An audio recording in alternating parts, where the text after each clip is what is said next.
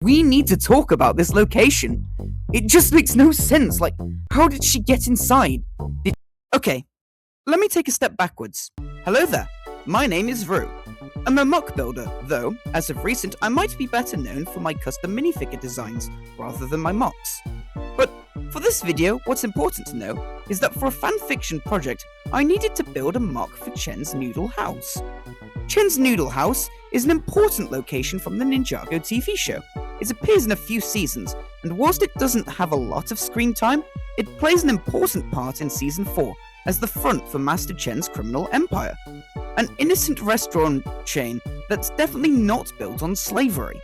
However, after Chen's defeat, the restaurant gets passed down to much better hands with his daughter Skylar, who runs the restaurant throughout the rest of its in-show appearances. And that's about all there is to it, surely.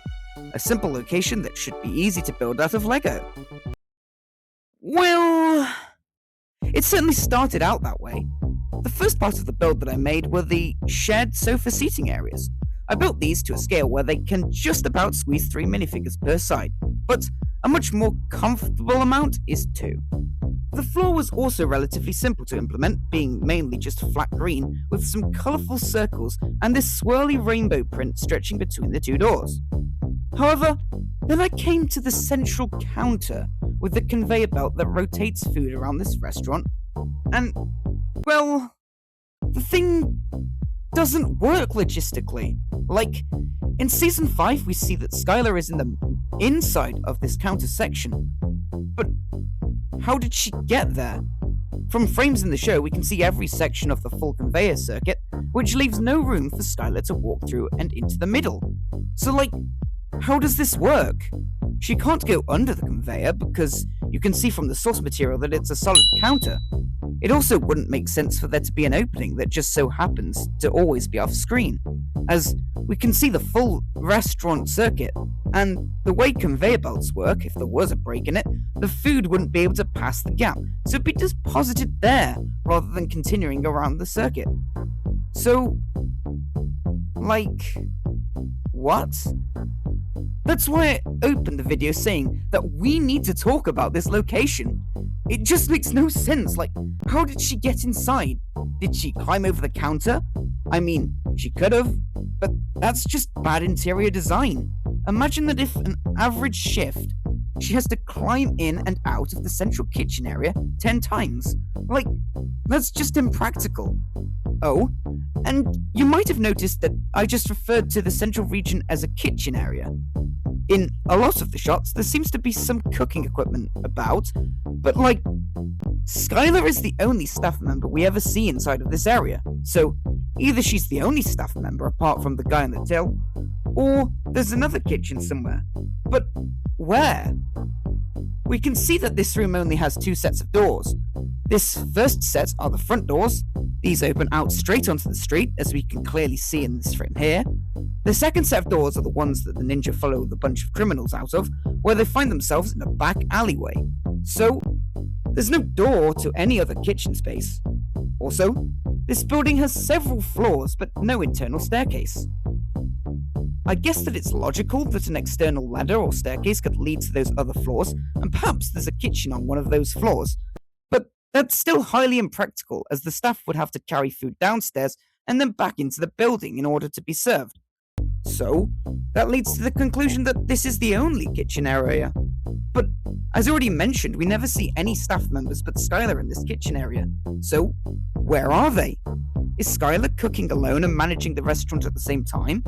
If so, then this restaurant train really fell off since her father's death.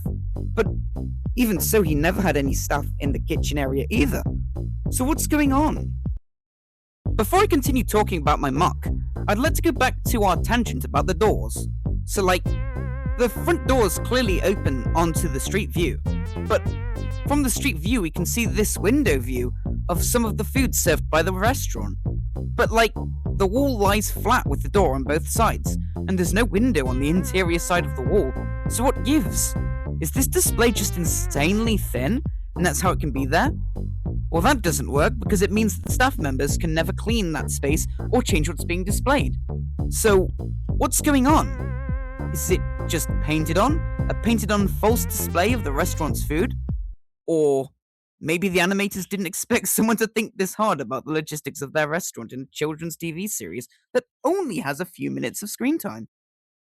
Perhaps that's just the most logical answer. But we don't really care about the store's exterior for my MOC, only the interior details of this room, which brings us to my solution for the counter problem. I decided to implement a secret door section where the conveyor belt lifts up, temporarily halting its motion. The countertop hinges up and a door opens to let Skylar in and out. This seemed like the most practical solution, even though there's no evidence of this being how it works in universe. Another solution could have been a secret hatch in the floor that leads underneath the restaurant, but that seemed less practical than the solution I settled on. After fixing this part of the build, I then designed some chairs. These are probably a bit big for minifigure scale, but there's no way to make a good-looking wooden chair like one of these at a smaller scale, with the best option being to use one of these pieces which would make the chair back solid rather than the much nicer look of the in-universe wooden bars. The next unexpected question that I had to ask in building this MOC was, what colour are the walls? And you might be thinking that's a silly question, as of course they are red. But what shade of red? Are they best represented by Lego's standard red, or their dark red colour? Well, that really depends on which season's depiction of the location you're using as your primary source of information. In Season 4, it's very clearly the standard red colour, but in Season 7, it's much darker. But so are most of the colours in the season. So if we're assuming that Skylar didn't completely repaint the whole place, which she could have done, as some of the wall decorations have changed slightly, it's likely that the true colours are the lighter shades, but can be adjusted for darker colour palettes, such as Season 7's. So then I got to constructing the walls, which posed a surprising few challenges with balancing the use of custom printed parts and brick-built details. This section here, for example, is repeated a few times in the walls and uses reusable printed tiles for the swirls and its central image, but the main border is made of tiles. This included some interesting piece offsets, as this yellow border, for example, is 6 studs high, but when you subtract the widths of the tiles in the top and bottom border, leaves 5 studs and half a plate of height for the central image. Of course, you can make up a tiled image that is 5 studs high, but not 5 and a little bit.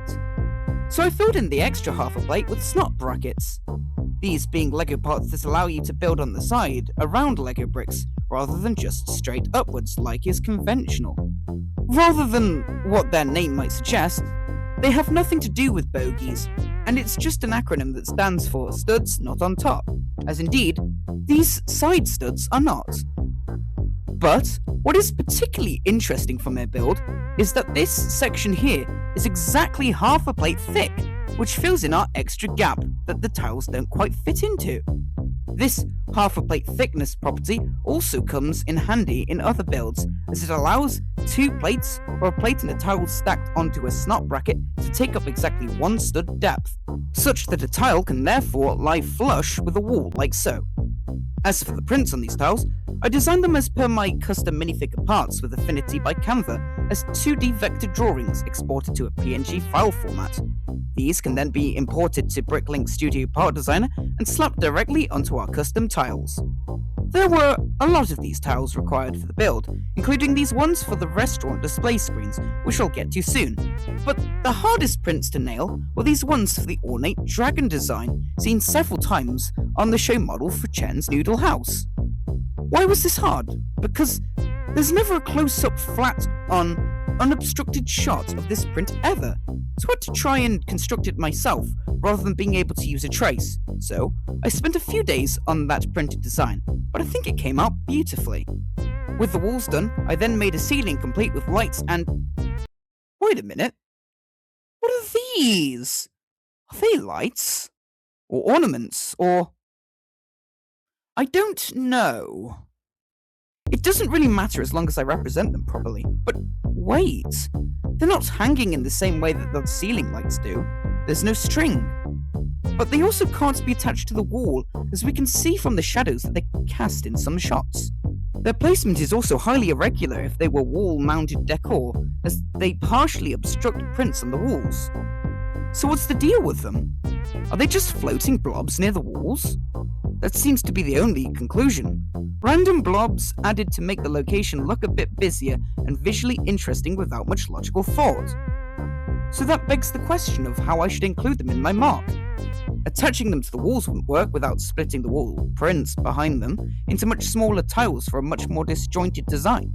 So that didn't seem like an option, so instead I attached them to the ceiling like the lights. The lights in Chen's Noodle house don't have a regular grid pattern feel to them, so in my MOC I attached them in a wonky grid, with some of the lights pushed off to a side a few studs. But the lights also have 3 different hanging lengths, which makes them look like this halfway house between an organized, uniform grid and pure chaos. In the center of the ceiling is this huge section that sits up top the kitchen area. It has these large screens that display menu items. These screens are some of the prints that I discussed earlier, designed to match their in-universe counterparts, except for the areas where there is no reference material for. There, I just reused other screens' prints. However, as these screens are angled, making the corner segments of each length of the screen necessitated the use of large wedge plates to meet the exact geometry, so I had to cut down the width of some of the prints, especially in this section here. Hanging beneath these screens are flags attached to an orange rail, which I've represented by these 3x6 tiles connected with clips. There are 5 variations of these flags, which all line up next to each other to create a perfect 2-cycle sine wave. Though, of course, mathematically it's not quite a sine wave, but you get the idea. These tiles well represent the different rainbow flags present in the original show's model of the location, but in a way that didn't require me making a load of unique flags. Though, unfortunately, unlike the show, these can't be double-sided unless I built them out another plate and had printed inverted tiles on the other side, or clipped another tile onto the bar between the first. But those 2 ideas make the flags too chunky, so I decided to keep them as is. And so, that's my MOC. It took a long while to make, several months. And of course, we can't forget all those headache-inducing details that I noticed about the actual location. It's always going to haunt me any time I try rewatching a season where this location is present. So, I just kinda had to make this video to share my suffering with all of you. Main takeaway? I don't know. I'm just a young man in his 20s who just talked about a Ninjago location making no sense whilst translating it into a digital Lego build for a fanfiction project. None of this is normal. Why are you watching? Before I go, I'd just like to say that you can read the story that I made for this project on either TikTok or Instagram. And if you haven't yet, subscribe to the channel. I make videos sometimes, and I really appreciate people like you watching them. So, thanks for watching, and goodbye.